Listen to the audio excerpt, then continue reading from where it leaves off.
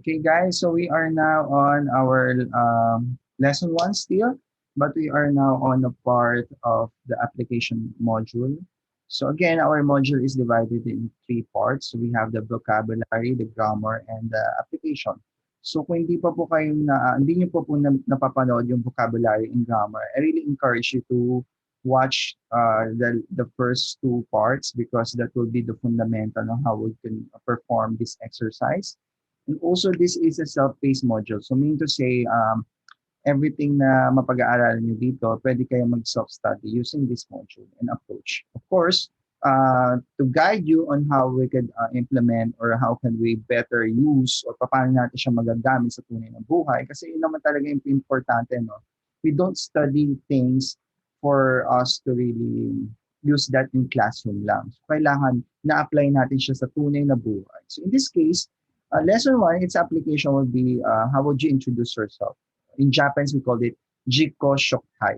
So, now what is important? Bakit ba kailangan magpakilala ng sarili mo? So, I mean, kung hindi po natin alam yung importansya niya, napaka-importante po sa Japan kasi number one, you need to meet or you need to introduce yourself because the Japanese language, we rarely use pronouns. So, of course, it's very important to really know your name because that will be the better point of reference when people address you. Kasi syempre, ang pangit naman, or parang hindi kasi kinagawian ng mga Japanese tawagin ng somebody na just anata lang na anata. So lalo na pagkausap mo siya for, let's say, for within a day, ang pangit ng puro anata ka anata, di ba? Parang nakakaano siya. Or parang walang effort yung, and of course, that's part of the culture din ng mga Japanese. Parang paging hospitable nila, they, of course, the music to the ears of their, na ibang tao would be their name, di ba? So, ganun siya. So now, it's very important to clearly introduce yourself for the people to really acknowledge you. And of course, they could have the memory call of your name. Yeah. So that's important for them. And of course, that will create in a business setup, that is very, very much important. Your first impression, your introduction, how would you present yourself has a directly relation to the manner that they perceive you, whether you are credible, reliable as their partner. So these are some of the implications. So napaka-importante po ng Jiko Shokai. Now, in Tagalog, pagpapakilala sa sarili sa wikang Hapon. So, yan po. So, ngayon, let's discuss it. Okay. Oops. Yeah. So, okay. So, our lesson for today, the application. Of course, we have to know the following, no? So, we have to know the setting, whether it's formal or casual. Kasi, it's really important. Of course, syempre, it's much more safer to be too formal, di ba? Kasi, ano yun, mas magalang ka, mas okay. Pero syempre, medyo odd ka nga lang, medyo parang may pagka-weird ka. So now, as a newbie in a language, it's very important for us to really know which setup is the appropriate for the introduction that we're going to say. So, importante siya. Next would be the body language. Bow, sorry. The bow. So, in Japanese, bowing is very much an important part of their costume. So, bowing is technically Japanese are really a respectful person. So, OJIGI or bow is very much ingrained to their costume and also ingrained to their language. So, importante po yung bow. And of course, some sample dialogues that we could use in our meeting with Japanese people or entertaining Japanese client or guests. Okay, so these are the basic, no? So if you want to add, or of course, if you progress in your proficiency in the Japanese level, of course, it's really complicated in introduction, and it's much more be smoother in flow. But as beginner, of course, we want to introduce ourselves. At least somewhat we could really use the knowledge that we can. Okay, okay. For setting, the setting could be formal or casual, so depends on the following circumstances. If it's work or professionally related, should be formal. Always, it's formal. Now, if you're a same age group, it could be more of the casual side. And of course, if you are let's say, you are introducing yourself to the family ng girlfriend or boyfriend mo, of course, that will be traditionally should be a formal way of delivering yourself. Of course, syempre, it's better to be safe than, of course, to be too casual about things, no? So, yun po yung mga following setups natin. Again, if it's work-related, formal. It's based or the family or it's based on tradition, should be formal. Now, if it's among peers or friends, you can go for casual side of things. For my exam, we go for the formal, of course. Okay? Formal tayo sa exam ko, ha? So, casual na to, gagamitin na natin siya kung kayo-kayo lang. Okay? Pero pag sa exam, sensei, testo wa, formal. Okay? Lino po yan, ha? Okay. Next, body language. For the body language, of course, it's very important to have posture. Okay, just like the English, no? So kahit sa Tagalog, sa English, or sa other language, kung posture nyo nakaganyan, okay, my name is I'm Argel A. De La Cruz. I'm your teacher for the subject Nihongo.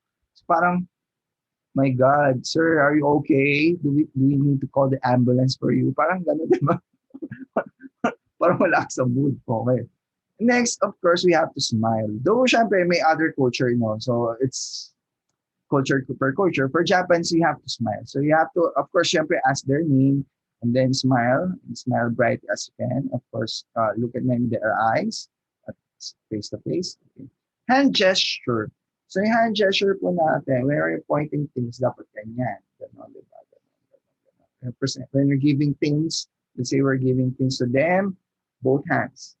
Ganon, no? So, hindi po pwedeng ganon or ganyan.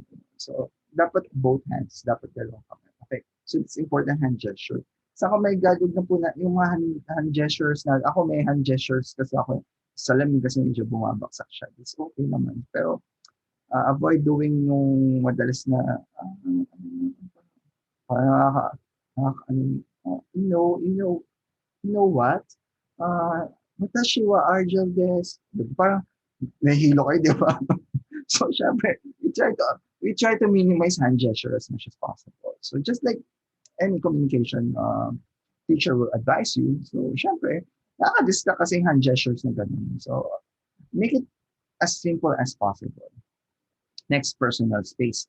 Mga Japanese kasi, they really, ayaw naman natin, okay ka ba? Siyempre, kita niyo yung pimples mo sa mga pores mo, di ba? Parang ayaw naman natin face-to-face. Saka syempre, di ba, ang sabi nga ng World Health Organization, 1 meter apart. So, di ba? So, syempre, ang mga Japanese kasi, they really value their personal space. So, tayo masyadong close. Saka, kaya hindi rin uso sa Japan yung handshake, unlike the Western, di ba? Yung mga Western kasi, may handshake ka na, may beso-beso ka pa, di ba? Mas matindi sa other culture, may nose-to-nose na contact. Sa mga Japanese kasi, they prefer to have the OJIGI or the bow as a sign of respect. So that's how precious is their personal space. So touching or any form of contact or hand gesture, medyo it's quite for some Japanese, they find it very, hindi naman offensive, pero they are much more aware of that. Pero parang they are not, they are, especially right now, pandemya, no? Parang it's not appropriate for them. So it's better use the bow as a sign of respect and parang as a sign of communication for them. So handshake is optional, pero yun nga, sabi ko nga sa inyo, dahil pandemya, so, mas lalo hindi siya popular sa Japan. Lalo na yung nire-recommend nilang elbow to elbow na gano'n. Or yung parang gano'n, di ba? Parang it's too relaxed for Japanese people to do that. So, they don't prefer that. They prefer the bow. Okay, so again, in Japan, they also have a practice na combine yung Western sa yung Japanese influence, no? Pwede kang mag-handshake tapos at the same time magbabow ka. So, simultaneous, naka-handshake ka, nagbabow ka pa. So, that's quite, part of but right now, syempre, pandemya nga as an emphasis. We really hindi siya in-encourage. Actually, pati ng government to do that. Okay? So, let's proceed. Next. Okay, bow. So bow or ojigi in Japanese is a very, very big business, or it's a very big factor. So I think na nag-aaral ako ng Japanese, my sensei is the first lesson namin is how to properly bow, how to make the shaku, kei-rei, ito naman, sai kei-rei. So yan. So ito yung pinaka-importante. Actually, if you were hired in a hospitality or tourism establishment in Japan, so it's a very must for you to learn the different types of bow for our client kasi importante siya eh. So parang yun nga, sabi nga ng All Nippon Airlines, it's bowing is it's not merely a sign of respect, but it's actually communicating a heartfelt message. No? So parang ganun ang peg siya. Now, I will discuss to you the different types of bow and its kanyang importance and application. So let's have a bow. So normally, paano ba kayo nagbabaw or kailan kayo nagbabaw? Okay. So syempre kailangan importante malaman natin kasi in our custom, hindi tayo sanay magbow actually, di ba? Ang pinaka-sign of respect natin sa parents natin is yung mano. Ako honestly hindi ako nagmamano. Kasi hindi kami sanay sa family namin nagmamano. So, paano yung sign respect ko with parents is bigyan ko ng 500, joke lang. Sir, by side of respect mo, 500, 1,000. Very respectful. Pag 500, respect lang. Pero pag 1,000, very respectful. Okay? So, joke lang po yun. Syempre, baka mamaya ano tayo. Actually, sa amin, sa family namin, it's more of a bow. Kasi nga, siguro, medyo Chinese ang si mother. So, parang, anyway. Casual or ang bowing kasi sa Japan, there are many things no na dapat consider. So siguro when you live in a neighborhood sa Japanese, within the day, so we'll encounter siguro mga 25 times kayo nagbabaw. So first, nasa Japan ako, nagbabaw ako normally with the temples, yung mga Bodhisattva, Buddhas. So syempre part ng religion, no? Babaw ako. So ang bow po doon is, syempre, that's the common Buddhist bow. Diba? Pero if you're talking with tao, wala pong ganon-ganon ha. Kasi, kasi parang na-shock lang sa isang estudyante ko, nag-bow siya. Sensei, ba't yung ginagayan? Kasi parang siya, it's a bow for the Buddha. So hindi naman ako Buddha, hindi pa patay no. So parang, ba't ganyan yung bow sa akin? So normally yung bow natin sa Japanese, wala namang ganun, di ba? Parang parang prayer kasi it's a sign of respect for the divine being. So although nagbabaw ka kasi you are paying respect to the Buddha or the saint or the Bodhisattva or the Amis in Shinto religion. Pero sa tao, hindi tayo nagaganon. Kasi syempre, pag ginano mo, parang for me, ako, personal expression ko, buhay pa ako. Parang gano'n, di ba? Ang bowing po sa Japanese, literally, it's yung hand natin, naka-tuck in lang siya dun sa ating, or naka-align lang siya sa ating legs, tapos lang siya, nakalapat. Or you can have a form na, later, we have a more formal discussion in your videos. So, lang siya, no? Or pwedeng lang, huwag yung ilalagay hand niyo sa likod kasi wala tayong. So, normally hand natin, lang siya. Freely, lang siya. Naka-rest lang siya sa side. Tapos, of course, our hands, without nakalapag lang dito, no? So, then bow lang tayo. Ganun lang. So, huwag po tayo magbabaw ng gano'n. Kasi, syempre, baka isipin nyo, sa Wadip Cup, di ba, parang Thailand. Or parang nagbabaw ko sa Buddha, or parang sa Chinese, gano'n. Di ba? So, hindi po gano'n. So, basically, sa kanila is, parang ulo lang gumagalaw. Lang ha. So, medyo ano ko, may nagbaw sa akin si Jonathan ganun. Parang, ito parang, oh my God, mamatay na ba ako? Kasi ganun yung naging impression sa akin. So, parang, siguro, of course, syempre, cultural, cultural mix. So, kanya-kanyang culture, kanya-kanyang diba? So, now, so, you won't do that. Okay? So, again, there are many types of bows in Japan. So, yung pinaka-common is yung bowing with tao. Pero if you're going to bow with other, with Buddhist or Shinto religion, may other forms of bows din. So, anyway, we won't study that because that is religious perspective na. Okay? Oops, sorry. So, casual bow is referring to yung, lalakad ka sa daan. Nakita mo yung neighbor mo. Hindi mo naman siya boss. Hindi mo naman siya, or parang feeling mo, equal lang kayo. Or parang friends lang. Parang gano'n. Or equal mo lang siya. Hindi siya senior. So pag gano'n, you can have the casual bow. Or yung parang gumagalaw lang yung dito mo. Gumalaw lang yung pinakaleeg mo. As a sign of greetings. Actually, kahit wala kayong sinasabi, magbabaw ka lang. Magbabaw naman yung tao, magbabaw din siya as a sign of respect or a sign of acknowledgement. Ganun siya. For eshaku.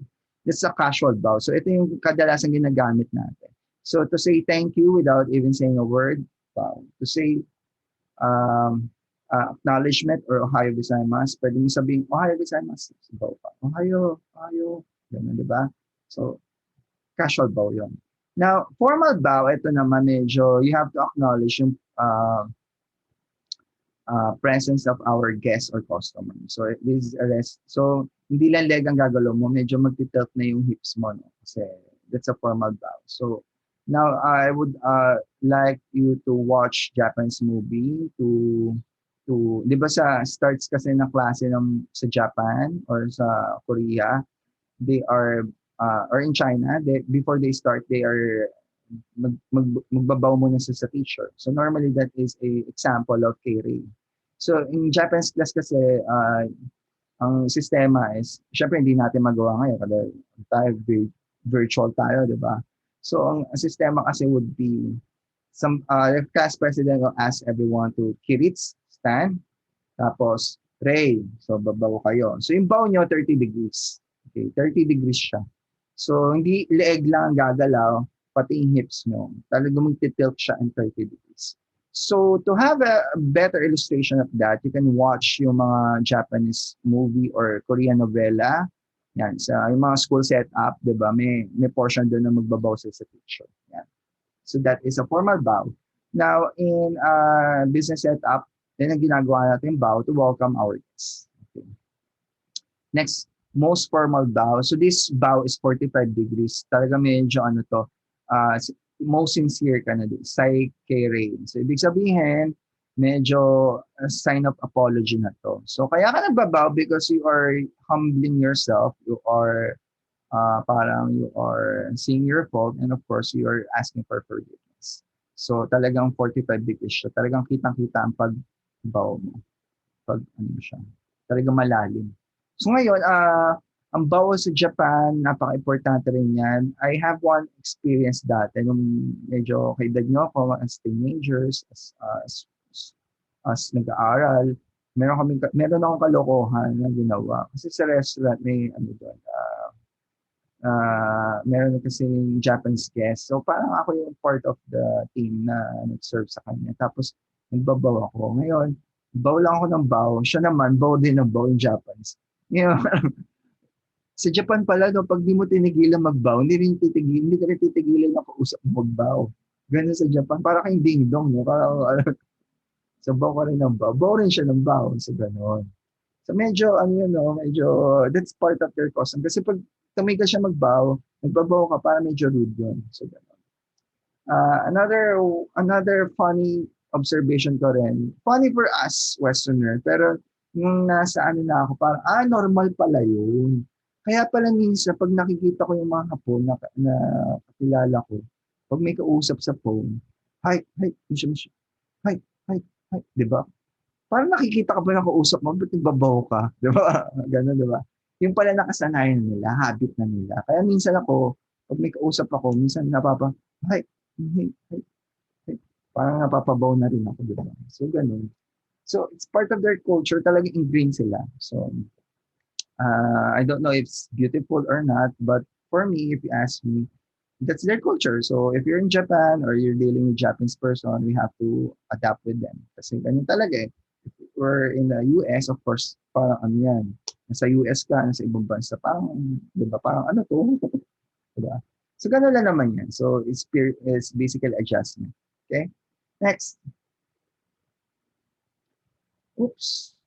It's covered. Okay. So next, let's have a sample dialogue of how to introduce yourself or Jiko Shokai. So, first is hajime mashite, hajime mashite. So, ang ibig sabihin ng hajime mashite again is hajime to start, to begin, or to, parang ano siya eh, parang to begin our conversation or to begin, I would like to introduce, parang ganun eh, hajime mashite. Or it's a formal way of saying, uh, I would like to introduce myself. So, ganun siya. Or, nice to meet you. Diba? Parang nice to meet you. So, first time mo lang natin siya sinasabi pag first time niyo lang siya nakita. Pero pag nakita niyo na siya, huwag niyo na sabihin hajime mashite. Medyo ano na yun, di ba? Parang, nakita mo na ako last time, ba't di mo ako matanda? Di ba ganun? So, okay. Hajime mashite. And then, use this phrase. Of course, you use watashi first. Watashi wa arjel desu. Okay. Or you would want to use the more formal way of saying things.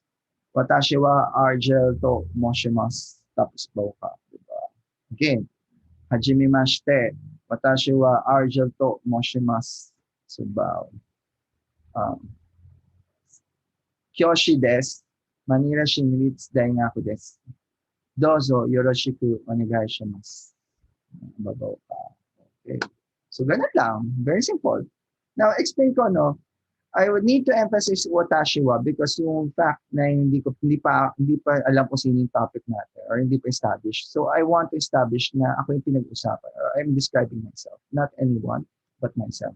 So, watashi wa. Now, of course, we don't introduce na parang watashi wa, watashi wa, watashi wa. Parang medyo masakit sa ulo yon kasi parang diba parang ako si ganyan, ako ganyan, ako nakatira sa ganyan, ako ay na 12 years. Palagi na lang ako, di ba pwedeng i-shortcut naman para mas maganda pakinggan. Ganun. So ngayon, pwede na natin omit later on yung watashi kasi you're describing yourself. So alam na natin na ikaw yun. So yun. Now, whether or not you will use watashi wa name des or watashi no onamai wa Argel des, my name is ganyan, or watashi wa Argel des, ako si Argel.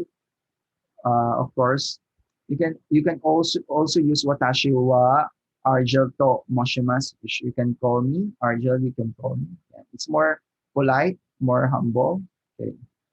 And of course, the magic word here is dozo yoroshiku onegai shimasu. There is no equivalent English word that could directly translate the meaning of this wonderful Japanese expression or phrase na to. Ang ibig niya sabihin is please take care of me. So sa English no. Pero it actually has this kind of sense na you're describing describing your inadequacy or yung inadequacy or yung limitation. So you're saying to the body that I'm new. I don't have much. I have things much to learn from you. So please take care of me and guide me throughout the process. Parang ganun yung sinasabi mo when you're introducing that to a company or into a business meeting. So it's much more humbling. So dozo yoroshiku onegai shimasu. It's very polite in its manner. Now, another pointer here is that when you're describing yourself, again, you don't use the word san.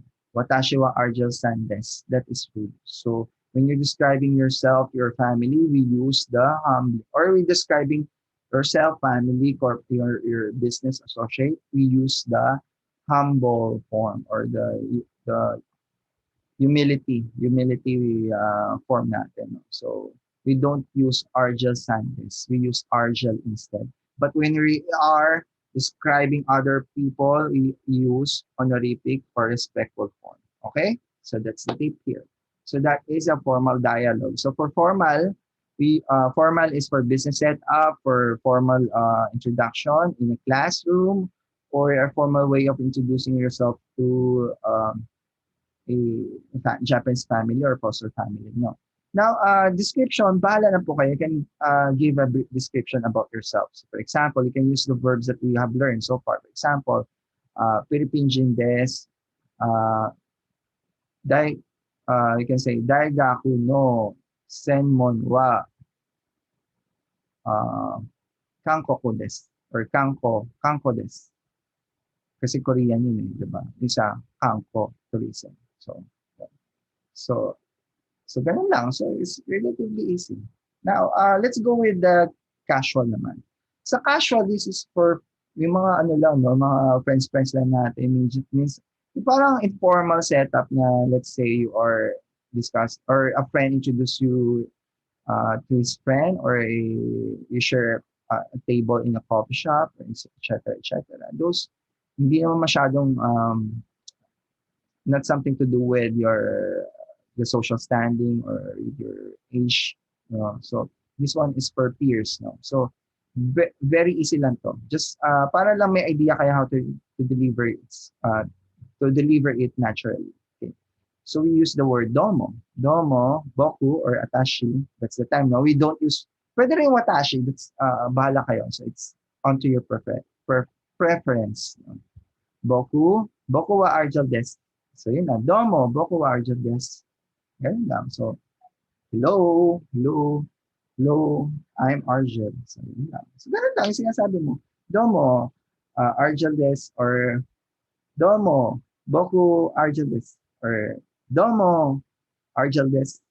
Or you can make it more, you can make yung kausap mo medyo relax by offering what to call you. You can give your surname or your full name. So ako normally give my of course yung aking given name or I mean aking first name or given name. So in that case, you may call kasi normally 'di ba sa Japan, they operate family name before given name. So it's a formal, of course you can use the surname, but we Filipino are not so parang hindi tayo masyadong uh, parang hindi tayo masyadong komportable pag tinatawagan ng teacher mo de la Cruz o Reyes, ganun lang, di ba? Parang you feel nothing. We prefer to be called by our given name. So, ganun. Sa Japan, mas gusto nila yung given name bago yung, mas gusto nila yung surname bago yung given name. Sorry for that. So, in that sense, pwede mo lang i-introduce na ano yung tatawag sa'yo by asking, by, of course, Domo, Argel to yonde kudasai. Please call me Argel. Or Domo, hello everyone. Or minasan Domo, Domo, Domo, Argel to yonde kudasai. So please call me Argel. So yun na, yung tatawag din sa'yo, Argel na lang. So minsan may polite talaga, Argel san. Okay lang kahit Argel tawag sa akin. Kasi mas gusto ko yung ganun kasi hindi na ako Japanese talaga. No? Yeah. Saka sanay tayo kasi pag dito.